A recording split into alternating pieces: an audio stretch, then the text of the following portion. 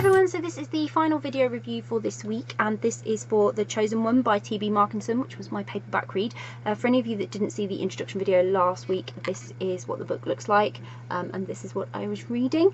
If you're on YouTube and you'd like to check out my Goodreads review, the link is below in the description, and if you're on Facebook, it's underneath all the videos. Please go and check that out. And like I say, this is the video review. So The Chosen One is actually a political sort of thrillery type of book, but also has a lot of romance in it.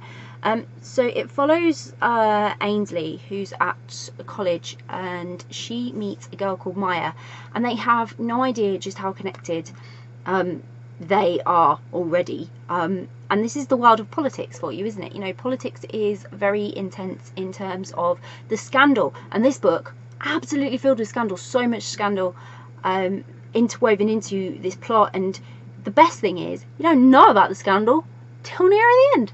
Great. It's fantastic. You literally, you know very little about Maya. You know a lot more about Ainsley because she's in a family that's one of those spotlight families in America. You know, like they have the political background, so everybody's involved. Everyone knows who they are. They're really quite famous. And Maya is the complete opposite. She is like a complete mystery, and that's what's really great, because Ainsley's trying to figure her out as you're trying to figure her out as the reader. And then it turns out that Ainsley and Maya, they really know nothing about each other, and they, even though they thought they were getting to know each other, they know nothing. They literally are pawns in a political game of those matriarchs and more powerful people at the top of families, and that is the sad reality of politics. Unfortunately, a lot of people are just a little pawn in a little game by someone who's got a lot of power and a lot of control. And that's quite sad. Maya's got one of these more difficult backgrounds, whereas Ainsley's like this spoiled rich kid, but she doesn't behave like a spoiled rich kid. She's very endearing as a character, and you'll really connect to her because you'll really feel sorry for her. I did. There's a lot of pressure on her. She is the chosen one. I won't tell you what the chosen one sort of implies. It's in the book and it's quite obvious, and you will see if you read the book. But honest to God, like, that is pressure, like a serious amount of pressure on Ainsley in this book, and she just wants to be normal. She's got this arch nemesis in Susie Q, who's just horrible. She's horrible. She's like the if you've ever seen Legally Blonde, which this isn't anything like Legally Blonde, before I say that, but Legally Blonde, if you've ever seen it, you've got like Elwood's type character, which is like Ainsley, quite innocent, quite sweet, but Ainsley's really, really smart. And then you've got the other girl, aren't you, Vivian or whatever, and she's just horrible. She's just horrible. She thinks she knows everything. She just, you know, whatever.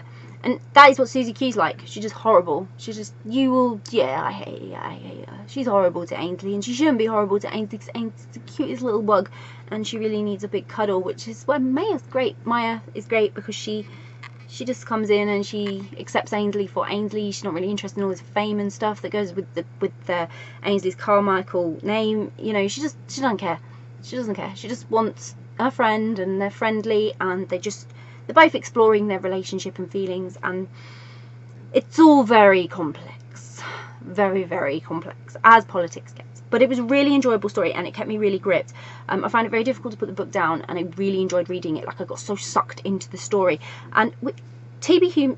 Markinson has this great way of including humour into very serious stories, and it didn't disappoint in here, because the humour that she captured with the characters, and especially with Fiona, who is Ainsley's cousin, I mean, she just injects that lightness to this book, where she's just so humorous and funny, and you can have a good giggle whilst you're reading this, but you just know underlying is all that politics. I can't think of the right word, you know what I mean, it's just scandal and politics going on in the background, but you just know that it's a great read, and I just really enjoyed it. Like, Ainsley's a great character, Maya's a great character, and even the characters that make up the Carmichael family, they've all got their own unique quirks, and they've all got their own unique complexities, and you just, you really get really sucked into their world and their life, and it's just a great read. I really loved it, and I really enjoyed it. And like I say, there's a second book in this series, The Hidden One, and I cannot wait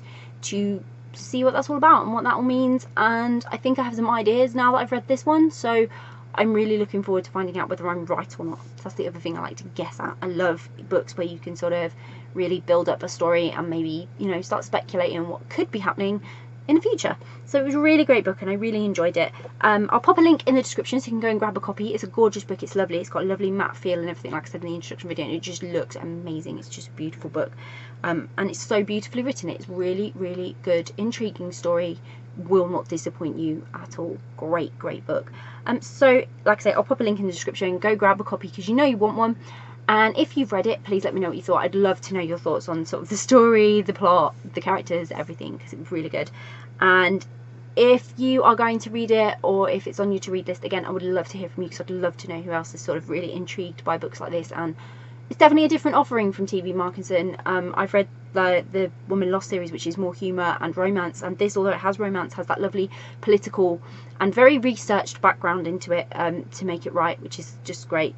And it opened my eyes to a lot of things, like American politics wise. It was really exciting and interesting, and also teaching me something. So I like that about books that teach me something. It's really great. So if you are going to read The Chosen One, I just really hope you enjoy it, because it's a great book. Bye.